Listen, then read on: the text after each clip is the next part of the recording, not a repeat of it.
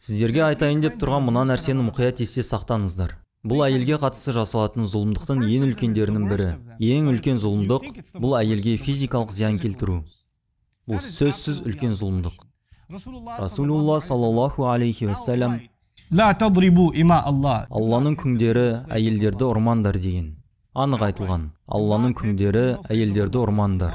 Алла елшісі әйелдеріңді ұрмаңдар десе болар еді. Әйелдеріңді ұрмаңдар. Бірақ неге? Алланың күңдері әйелдерді деді.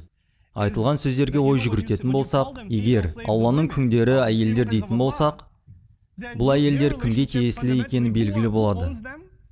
Алла олардың иесі. Егер сіз біреудің мүлкіне қол сұқсаңыз, мысалы, менің көлігімді зақымдасаңыз, сіз кімді ренжіттіңіз? Сіз мені ренжіттіңіз. Егер менің балама тиіскен болсаңыз, сіз тек менің баламды ғана ренжітіп кемсіткен болмайсыз. Сіз сондай-ақ кімді кемсіткен боласыз? Мені де. Мен баламның есесін қайтаруға келемін. Егер олар Алланың мүлкі болса, және сіз оларды ұратын болсаңыз, ісіңіз кіммен болады? Алламен. Түсініп отырсыздар ма? Олар Алланың мүлкі.